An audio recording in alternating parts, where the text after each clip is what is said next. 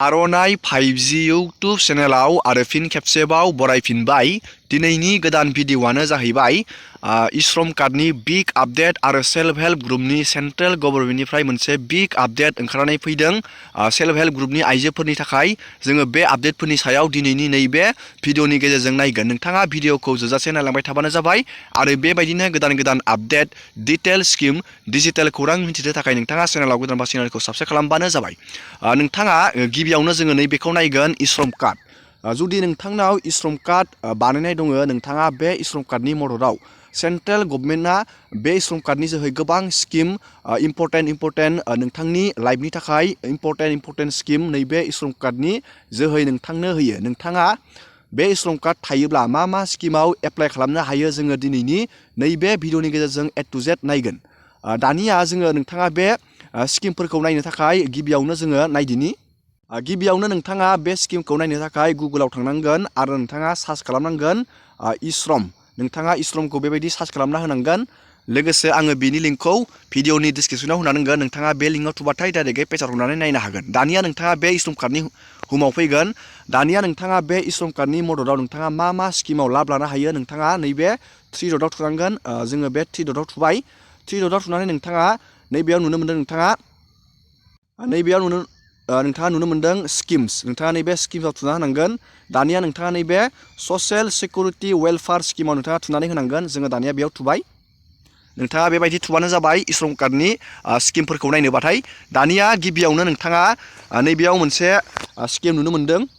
आङो बेनि सायाव गोबां भिडिअ बानायखांबाय नैबे स्किमनि सायाव। बेनो जाहैबाय प्रधान मन्त्रि श्रम योगी मानधन यजना। बे स्किमानो जाहैबाय भलेन्ट्रि एन्ड कन्ट्रिबिउटरि पेन्सन स्किम।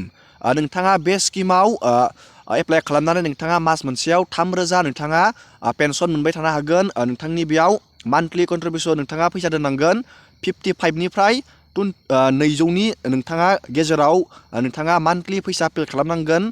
आरो नोंथांनो गभर्नमेन्टआबो इयाव 50% नोंथांनि फैसा दोननायनि सायाव 50% गभर्नमेन्टआबो नोंथांनो फैसाखौ पे खालामनानै होगोन। बेयाव एड जालांबाय थागोन। दानिया नोंथाङा नैबेयाव लिरनानै होदो बिनि बेनिफिटआ नोंथाङा 60 इयार जाबासो बे फैसाखौ मुख्लायनो हागोन।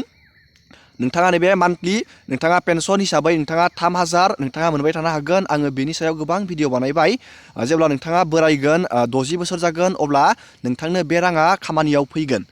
दानिया नोंथाङा बेयाव एप्लाइ खालामनो थाखाय नैबे 18 आरो 40नि गेजेराव जानांगोन नोंथांनि बैसोआ। आरो नोंथांनि मान्थलि इनकामा बेयाव 15,000नि गाहायाव खामायनाय जानांगोन। नोंथाङा बेखौ मबाइल फनजों अनलाइनबो बानायनो हागोन। आङो बिनि अनलाइन एप्लाइ खालामनाय भिडिअखौ डिसक्रिपसनाव होनांगोन। जुदि नोंथाङा अनलाइन बानायनो रोंगोन नोंथाङा मबाइल फनजोंबो अनलाइन बानायनो हागोन। आरो जुदि नोंथाङा मबाइलजों रोङा अब्ला नोंथाङा बेखौ नोंथांनि CSC सेन्टाराव थांनानै नोंथाङा बानायनो हागोन बिनि अनलाइनखौ। दानिया जोङो गुबुन मोनसे इम्परटेन्ट स्किमनि बागै नायबावगोन। बेनो जाहैबाय प्रधान मन्त्रि जीवन ज्योति यजना। नैबे प्रधान मन्त्रि जीवन ज्योति यजनाया जाहैबाय नोंथाङा बेयाव नैबे नोंथाङा इन्डियानि सिटिजेन जानांगोन। आरो नोंथाङा बेयाव बेनिफिट हिसाबै नोंथाङा 2 लाख नोंथाङा मोनगोन। जेब्ला नोंथाङा एक्सिडेन्ट जानानै डेथ जायो नोंथांनि न'खरा बेयाव 2 लाख मोनगोन। आरो नोंथाङा एक्सिडेन्ट जानानै जुदि नोंथाङा जोखोम जायो नोंथाङा बेयाव 1 लाख नोंथाङा फैसा मोनगोन। नैबेयाव नोंथाङा मान्थलि नोंथांनि बैसो हिसाबै बेयाव प्रिमियाम नोंथाङा मान्थलि दोननांगोन। बेयावबो जेब्ला नोंथाङा एक्सिडेन्ट जागोन दुर्घटना जानानै नोंथाङा अबथिरा जिउ गोमायो आरो नोंथाङा डिसेबिलिटि जानानै थायो अब्ला नोंथाङा बिनिफ्राय लाब मोनगोन। बेयाव एप्लाइ खालामनो नोंथाङा इन्डियानि सिटिजेन जानांगोन। आरो नोंथांनि बैसोआ बेयाव 18निफ्राय 50 इयार नोंथाङा बेयाव एप्लाइ खालामनो हागोन। आरो नोंथांनियाव Jan Dhan saving account bank account थानांगोन उइथ आधार। नोंथाङा नोंथाङा बेखौ एप्लाइ बानायनो थाखाय नोंथाङा नैबे जन धन बेंक ब्रान्सआव थांनांगोन। नोंथाङा स्टेट बेंकआनो जा बा पस्ट अफिसानो जा नोंथाङा बेयाव थांनानै बेखौ एप्लाइ बानायनो हागोन। दानिया जोङो बे स्किमखौ नायखांबाय। दानिया जोङो नैबे प्रधान मन्त्रि सुरक्षा बीमा यजना जोङो बेखौबो नायगोन। बे प्रधान मन्त्रि सुरक्षा बीमा यजनायाबो नैबे स्किमजोंनो इसे एखेयानोफ्राम।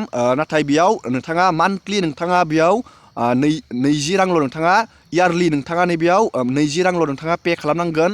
अट'मेटिक बेयाव दानलांबाय थागोन। जेब्ला नोंथाङा एक्सिडेन्ट जानानै डेथ जागोन अब्ला नोंथांनि न'खरा बेयाव नैबेयाव 2 लाख नोंथांनो बे स्किमनिफ्राय नोंथाङा मुख्लायनो हागोन नोंथांनि न'खरा आरो नोंथाङा एक्सिडेन्ट जानानै डिसेबिलिटि जायोब्ला नोंथांनो 1 लाख नोंथांनो रां होनाय जागोन बे स्किमनि जोहै नोंथाङा बेयाव एप्लाइ खालामनो थाखाय नैबेयाव लिरनानै खारदों नोंथाङा इण्डियानि सिटिजेन जानांगोन आरो नोंथांनि बैसोआ 18 निफ्राय 70 आरो बेयाव एप्लाइ खालामनो हागोन आरो नोंथांनियाव नैबे जनधन सेभिं बेंक एकाउन्ट थानांगोन उइथ आदार नोंथाङा बेखौ बे थानांगोन आरो अट' डेबिट नोंथांनि बेंकनिफ्राय बे फैसाया 20 राङा बोसोराव दानजालांबाय थागोन नोंथाङा बेखौबो बे जनधन सेभिं बेंक एकाउन्टनि ब्रान्सआव थांनानै नोंथाङा बानायनो हागोन दानिया जोङो गुबुन मोनसे स्किमखौ नायबावनोसै बेनो जाहैबाय प्रधान मन्त्रि किसान मानधन यजना बे श्रम कार्ड थानायफोरा नैबे प्रधान मन्त्रि किसान मानधन यजनाखौबो एप्लाइ बानायनो हायो बेयाव अनलि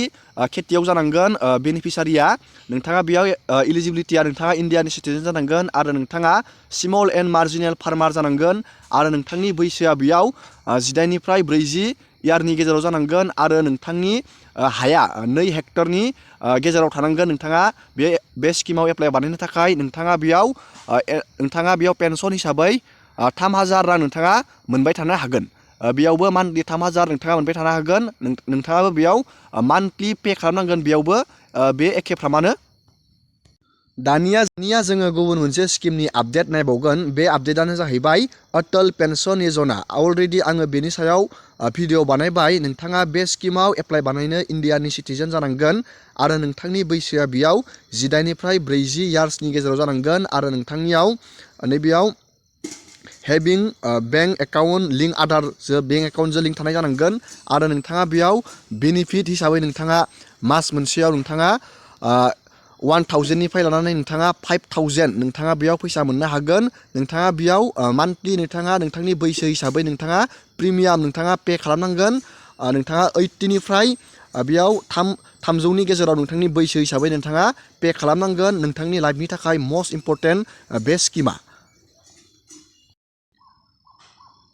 दानिया जोङो नायगोन सेल्फ हेल्प ग्रुपनि आपडेटखौ सेल्फ हेल्प ग्रुपनि आपडेटआनो जाहैबाय सेन्ट्रेल गभर्नमेन्टनि बाजेटआव आरोबाव गोबां आइजोफोरनो नैबेयाव मोनसे डिसिसन लाबावदों सेन्ट्रेल गभर्नमेन्टआ नैबे दाख्लैनि बाजेटआव 1 करोड़ आइजोफोरनो नैबेयाव 83 लाख आइजोफोरखौ लाखपति खालामनायनि थांखि लाबावदों नोंथांमोना बे सेन्ट्रेल गभर्नमेन्टनि बे स्किमाव थाबैनो एप्लाइ बानायनो हागोन दिनैनि भिडिअखौ आङो बेखिनियावनो फोजोबबाय नोंथांमोना भिडिअखौ मोजां मोनदोंबा लाइक खालामबानो जाबाय एसेनोसै दिनैनि भिडिअआ